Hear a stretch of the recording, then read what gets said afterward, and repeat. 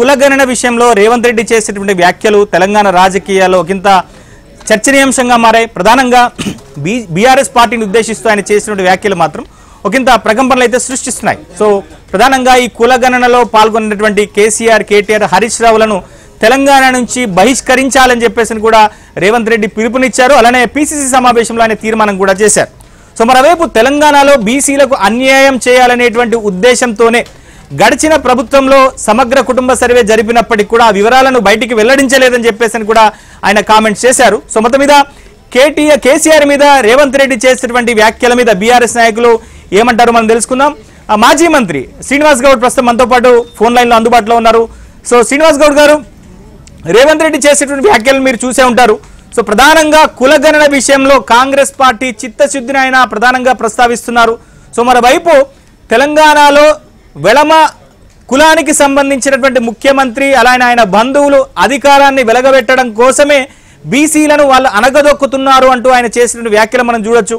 అలానే ఈ కులగణనలో ఎక్కడ కూడా బీసీల సంఖ్య, బీసీలకు సంబంధించినటువంటి లెక్కలు బయటపడకుండా ఉండడం కోసమే దీన్ని తప్పుల తడకగా చేసేటువంటి కులగణనగా బీఆర్ఎస్ నాయకులు చిత్రీకరిస్తున్నారనేటువంటి విమర్శలు కూడా చేశారు. సో మీరేమంటారు? ప్రధానంగా ఇటు కేసీఆర్ కుటుంబాన్ని సామాజిక బహిష్కరణ చేయాలి, అలానే తెలంగాణ నుంచి బహిష్కరించాలని చెప్పని రేవంత్ రెడ్డి చేసినటువంటి కామెంట్స్ పట్ల మీ రియాక్షన్ ఏంటి? ఒకటి నవీన్ గారు, ఈ ప్రధానికి కేసీఆర్ గారిని వాళ్ళ కుటుంబాన్ని తిరిగితే ప్రజలు సంతోషపడతారని అనుకుంటుండొచ్చు. వారు చాలా తప్పది. అది ఎలక్షన్ల ముందు వరకు ఏదో అసత్య ప్రచారాలు చేసిరు, రకరకాలుగా అది నమ్మిరు. ఇక అది అది అది ఆ పార్టికల్ నడవదు. ఈరోజు ఆ కుటుంబము ప్రజల ప్రపంచాన్ని మొత్తం తెలుసు వాళ్ళు ఓసీలని. వాళ్ళు పాల్గొనందుకు ఇప్పుడు బీసీల జనాభా తక్కువైందా? ఎందుకు బహిష్కరించాలి?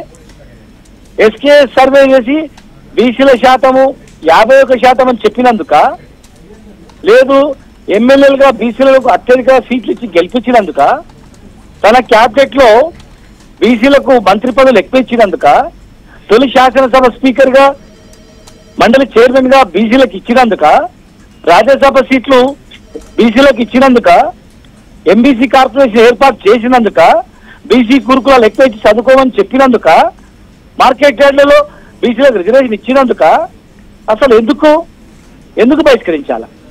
ఇలా ఒక్కటి సమాధానం చెప్పాలి ప్రభుత్వం. ఉట్టిగా కేసీఆర్ తిట్టుకుంటా పోతే కాదు. ఇలా మీరు చెప్పాలా ఎందుకు బీసీల శాతం తక్కువైంది?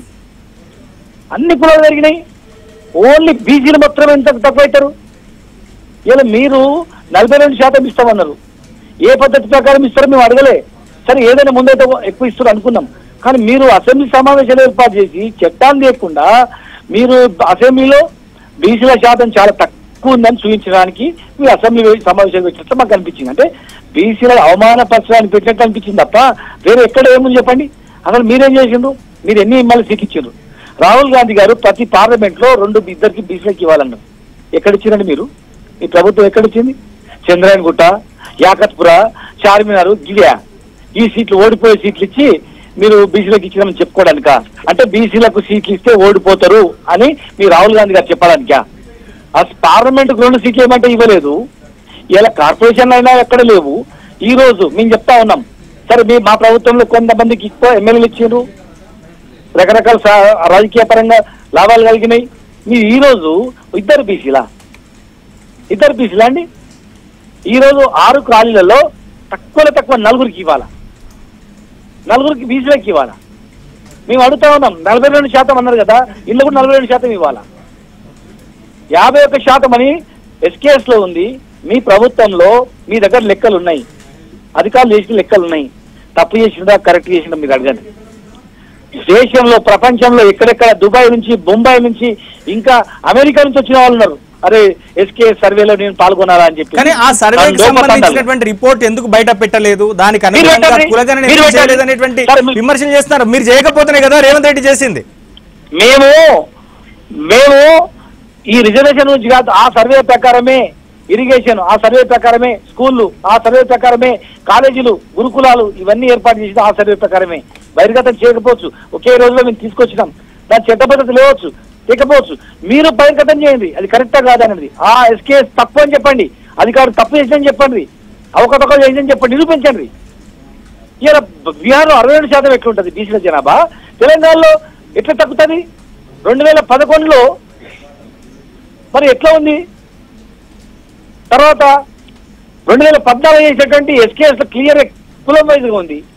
బీహార్లో 62% పెరుగుతుంది, ఎట్లా పెరుగుతుంది? తమిళనాడులో ఎట్లా పెరుగుతుంది? ప్రపంచంలో అన్ని దేశాల్లో, ఇండియాలో అన్ని రాష్ట్రాల్లో పెరుగుతుంది ఎట్లా? ఓన్లీ తెలంగాణలో ఓన్లీ బీసీలు మాత్రము తక్కువ అయిపోతారా? ముస్లింలను కలిపి తెలంగాణలో ముస్లింలు పంచాయతీ పెట్టడము, బీసీల సంఖ్య తక్కువ చూపించడము, బీసీలు అవమానపరచడము. ఇలా బీసీలు ఎవరైనా బీసీ నాయకుడు పాల్గొనకపోతే నువ్వు బీసీ నాయకుడు ఉండి నువ్వు పాల్గొన్నందుకు బీసీ సంఖ్య తక్కువైంది బిడ్డ, నువ్వు దండగా నువ్వు బీసీలో కొట్టి నిన్ను బహిష్కరిస్తావని చెప్పి అర్థం ఉంది. రావు రెడ్డి అంటే ఓసీ అని అర్థమైపోతుంది అందరికి ఆటోమేటిక్ గా. సరే, కేసీఆర్ గారు చేయలేదు, మీరు ఏం చేస్తారు చెప్పండి? మంత్రి పదవులు ఎక్కించిండ్రా, ఎమ్మెల్యే పదవులు ఎక్కించిండ్రా, కార్పొరేషన్ల పదవులు ఎక్కించిండ్రా, అధికారులకి ఏమైనా పీఠలు వేసిండ్రా, లేకపోతే కాంట్రాక్ట్ పదవులు ఇచ్చిండ్రా? ఎన్ని లక్షల కోట్ల కాంట్రాక్టులు జరుగుతున్నాయి ఈ రోజు? ఎన్ని లక్షల కోట్ల కాంట్రాక్టులు బీసీలు ఉన్నారు, ఎన్ని లక్షల కోట్ల కాంట్రాక్టులు వీళ్ళకి ఇచ్చిండ్రు? ఒక్కసారి లెక్కేయండి. మీరు స్థానిక సంస్థలలో రిజర్వేషన్ ఇస్తామని చెప్పి మాట ఇచ్చి మీరు ఏమంటే మాట ఇచ్చిండ్రు? 42% మేము ఇచ్చే ఎలక్షన్లకు పోతామన్నారు. అంతే, మీరు ఇచ్చే ఎలక్షన్లు ఇవ్వండి. ఇవ్వడానికి చట్టబద్ధత ఎట్లయితుంది? కేంద్రం అనుమతి ఇవ్వాలా, రాజ్యాంగ సవరణ చేయాలా, అది నీ ఇష్టం, మీ తలకాయ నొప్పది. మీరు ఏం చేస్తారు? కేంద్రాన్ని కాలు మొక్కుతారా, బెదిరిస్తారా, లొల్లి పెడతారా? తీసుకురండి. బీజేపీని, కాంగ్రెస్ ది బాధ్యత అది. మీరు చేసి బీజేపీ బాధ్యత ఇచ్చి తీసుకురండి. తెలంగాణ ప్రజలకు కావాల్సింది. మీకు ఓట్లు వేసిండ్రు, ఎందుకు వేసిండ్రు? అరే 47% ఇస్తామన్నారు, గొర్రెలకు 2 లక్షలు ఇస్తామన్నారు, చేపలకు డబ్బులు ఇస్తామన్నారు, 4,000 రూపాయలు పెన్షన్ చేస్తామన్నారు. ఇలా బీసీలు అత్యధిక శాతం 4,000 పెన్షన్, బీసీ ఎస్సీ ఎస్టీలే. కళ్యాణ లక్ష్మిలో తులం బంగారం ఇస్తామన్నారు, బీసీలు ఎక్కువ కళ్యాణ లక్ష్మి తీసుకున్నారు, అత్యధిక శాతం. ఇలా మీరు బహిష్కరించాల్సింది కేసీఆర్ ను, కేటీఆర్ కాదు. ఇవ్వకపోతే కాంగ్రెస్ పార్టీ బహిష్కరించాల్సి వస్తుంది, గుర్తుపెట్టుకోండి. ఇది చెప్తున్నారు. సో మొత్తం మీద కేసీఆర్ కుటుంబం మీద రేవంత్ రెడ్డి చేసినటువంటి వ్యాఖ్యల పట్ల సో బీఆర్ఎస్